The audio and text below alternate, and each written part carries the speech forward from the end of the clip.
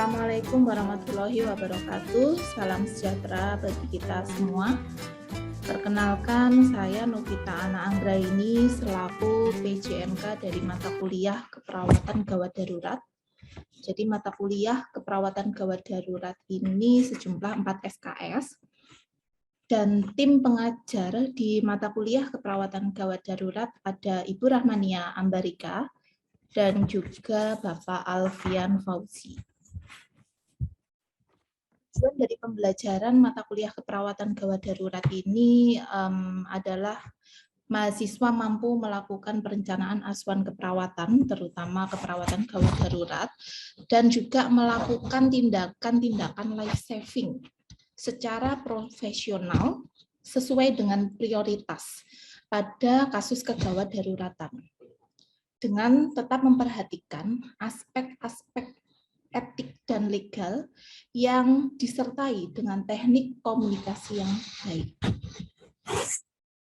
Nah, pada perkuliahan kali ini sudah sesuai dengan RPS, di mana saat ini adalah pertemuan yang kelima dengan materi Trauma in Emergency Department.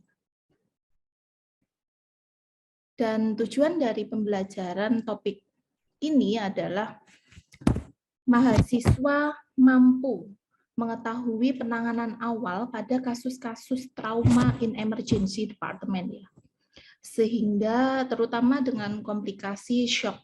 Sehingga harapannya dengan mengetahui penanganan awal kasus-kasus trauma di emergency akan menurunkan angka kejadian komplikasi shock hypovolemic sehingga akan menurunkan angka mortality rate atau angka kematian dengan kasus trauma.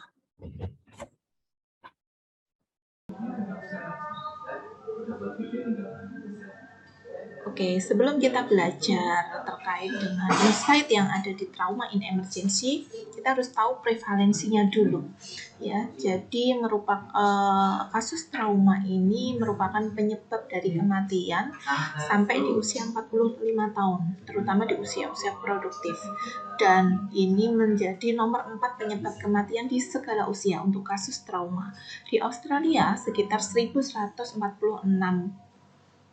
orang itu meninggal yang berhubungan dengan kecelakaan di jalan. Nah, jadi sekitar 3 orang per harinya dan 36%-nya fatal crisis occur in major cities ya. Jadi cukup tinggi angka kasus trauma ini di hampir seluruh dunia. Nah, ini pengkajiannya. Pengkajian awal, jadi kita harus mengenali A, B, C, D, E. Jadi ketika kita membahas A, RW Maintenance and Cervical Spine Protection. Jadi A, RW plus cervical collar. B, breathing plus ventilation.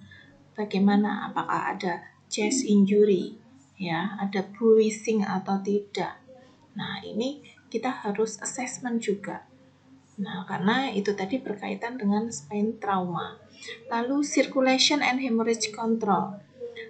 Bagaimana dengan adanya abdominal injury, retroperitoneumnya, bagian pelvis. Karena ketika kita berbicara circulation dan hemorrhage control atau sirkulasi dan stop bleeding ini, terutama pada kasus-kasus abdominal injury, itu kita biasanya tidak bisa ketahui kalau ada perdarahan intraabdominal. Nah, itu yang harus kita waspadai.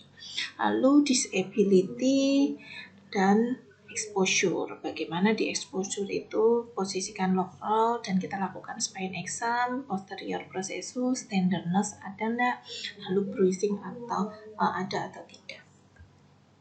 Nah, ini adalah kasus ya, soal nomor 1. Nanti teman-teman bisa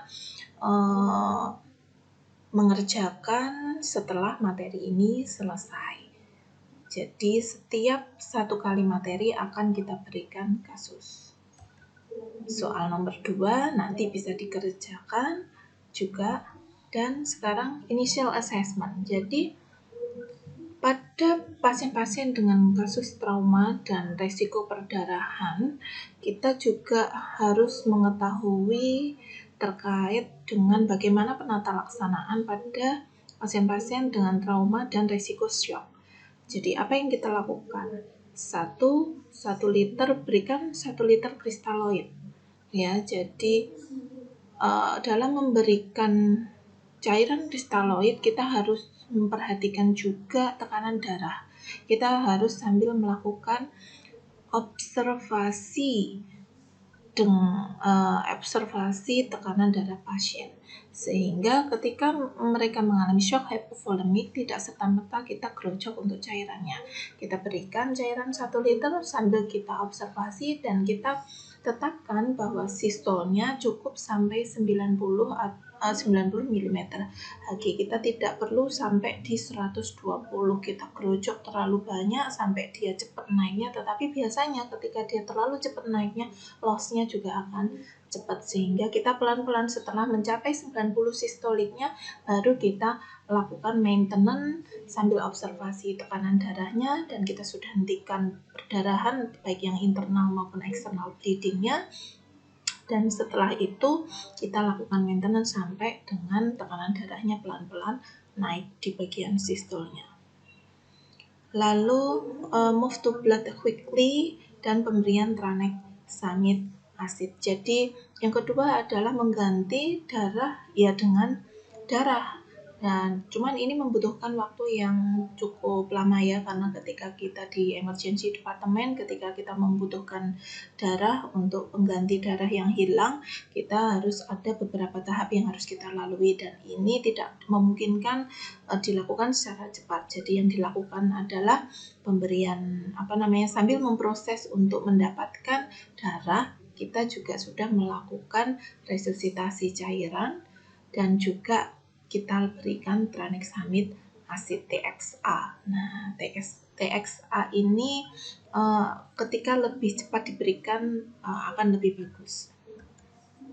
Nah, ini shock, ketika jadi shock damage control resuscitation, jadi pemberian 1 liter warm ya, jadi dihangatkan. Ini ketika increase mortality when more than 1 liter given. Jadi ketika diberikan lebih dari 1 liter itu akan meningkatkan mortality rate-nya, dan ini sudah ada penelitiannya, sehingga pemberiannya 1 liter dan dilakukan observasi untuk tekanan darahnya. Nah, ini penelitiannya, pemberian cairan kristaloid NS atau RL dibatasi hanya 1 liter pada fase initial assessment. Aggressive and continued volume resuscitation is not a substitute for definitive control of hemorrhage. Nah, ini untuk pemberian produk darah. Jadi setelah dilakukan resusitasi berarti pemberian produk darah. Jika pemberian kristaloid tidak berespon langsung, berikan produk darah, dan di situ sudah ada pasiennya masuk kategori mana? Kelas 1, kelas 2, kelas 3 atau kelas 4 untuk kehilangan darahnya. Ketika kehilangan darahnya itu kurang dari 15%, ya berarti dia masuk kelas 1. Kehilangan darah 15-30%, kelas 2. Kelas 3 31-40%, dan kelas 4 more than 40%. Nah, itu di situ sudah ada bagaimana heart rate-nya, blood pressure-nya, pulse pressure, respiratory rate, TTV dicek semua, urin output-nya bagaimana ketika dia shock, berarti urin output-nya akan menurun. Ya, Glasgow Coma Scale GCS score-nya ketika di kelas 3 dan kelas 4 akan menurun. Base deficit, need for blood product, nah atau tidak. Jadi ketika kelas 1 masih perlu dilakukan monitor atau observasi. Kelas 2 bisa memungkinkan untuk mendapatkan darah. Lalu kelas 3 ya membutuhkan darah disesuaikan dengan kebutuhannya, dan juga yang di 4 di kategori severe itu massive transfusion protocol. Jadi harus mendapatkan transfusi darah. Nah, lalu untuk yang ketiga adalah TXA, penggunaan tranexamid acid. acid. Penggunaan tranexamid acid ini direkomendasikan diberikan dalam 3 jam pertama pada pasien trauma dengan perdarahan. Jadi loading dose-nya 1 gram IV selama 10 menit, dilanjutkan 1 gram infus selama 8 jam. Tranexamid acid ini juga direkomendasikan ketika disetting pre-hospital. Nah, ketika ada tim pre-hospital yang turun ke lapangan untuk proses evakuasi atau penanganan korban-korban kecelakaan, ini dianjurkan juga untuk pemberian TXA di konteks pre-hospital. Lalu beberapa hasil penelitian menunjukkan bahwa pemberian TXA sesegera mungkin akan meningkatkan survival rate. Nah, ini adalah data jurnal yang menyampaikan terkait dengan penggunaan tranexamid acid, the importance of early treatment with tranexamid acid in bleeding trauma patient, and exploratory analysis of the Class 2 randomized control trial. Nah, ini adalah penggunaan hasil dari penggunaan tranexamid acid. Jadi di situ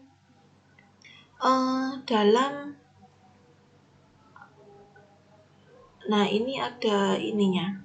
Ketika pemberian tranexamid acid kurang dari sama dengan 1 jam, bleeding date-nya hasilnya adalah 0,68. Artinya ketika diberikan lebih cepat, survival rate-nya akan juga lebih bagus.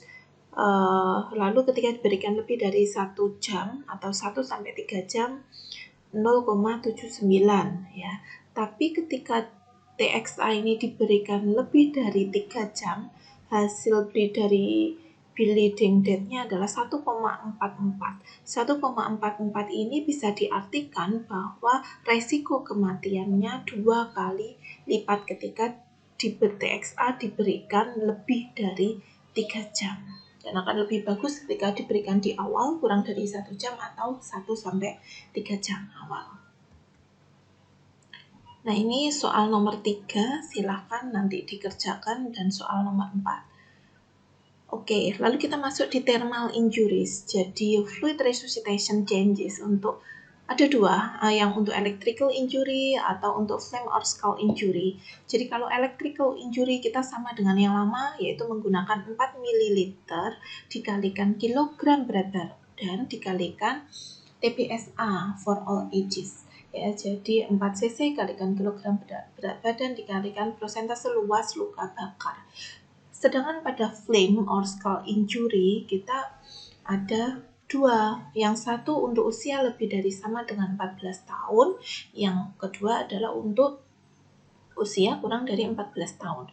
Untuk lebih dari 14 tahun, 2 mili kalikan kilogram berat badan dikalikan persentase luas luka bakar atau persentase TPSA. Ya, tapi untuk kurang dari 14 tahun, 3 mili atau 3 cc dikalikan kilogram berat badan dikalikan luas luka bakar. Nah, ini adalah TBSA, total body surface area. Jadi di bagian kepala kalau untuk dewasa 9%, dada abdomen depan 18%, belakang 18%, lalu tangan ada 9%, lalu di kaki ya masing-masing 9%, dan di bagian kelamin ada 1%. Dan child and infant itu bisa teman-teman bisa lihat ya pada infant maupun pada anak-anak ya, bagian kepala kalau pada anak-anak 16%, pada infant 14%, lalu bagian lengan 9%, dada dan abdomen 18%, pada bagian kaki kalau infant 16%, pada anak-anak 14%. Nah, ini soal kelima, ini untuk melatih teman-teman mengerjakan dari thermal injury. Dan juga soal nomor 6. Jadi trauma is team approach. Jadi bukan berarti ketika kita mendahulukan salah satu tindakan, yang lain tindakan adalah diabaikan, tidak. Tetapi ketika di emergency department kita harus bekerja sama-sama. There is no I in teamwork. Jadi tidak ada saya tetapi kita. Jadi dalam teamwork ketika di emergency department, semua bekerja bersama-sama untuk menyelamatkan pasien. Referensi teman-teman bisa nanti cek and recheck ya. Oke, jadi kesimpulan dari materi kali ini adalah ada 3 prinsip dalam penanganan di trauma di emergency. Yang pertama adalah di fase initial assessment, lakukan resusitasi cairan ya sebanyak 1 liter. Setelah itu, pemberian tranexamid acid secara dini atau early TXA, yaitu diberikan 1-3 jam di awal. Lalu yang ketiga adalah penggantian produk darah, di mana pada pasien-pasien yang mengalami shock hypovolemic itu tentunya akan kehilangan darah. Nah, kelas ketika dia kehilangan darah, itu nanti yang bisa dijadikan panduan ataupun acuan, di mana apakah pasien tersebut membutuhkan produk darah atau tidak. Jadi 3 poin tersebut yang bisa mencegah terjadinya shock hypovolemic dan juga treatment untuk mengatasi pasien trauma dengan komplikasi shock hypovolemic. Tetapi hal ini tidak bisa diterapkan pada semua case trauma, terutama untuk head trauma injury. Itu yang harus kita hati-hati untuk kasus head trauma injury. Baik, jadi itu tadi kesimpulan dari materi kali ini. Silahkan jika ada yang mau didiskusikan, bisa kita diskusikan. Semoga materi kali ini bisa bermanfaat kepada teman-teman semuanya. Tetap semangat dan salam sejahtera. Wassalamualaikum warahmatullahi wabarakatuh.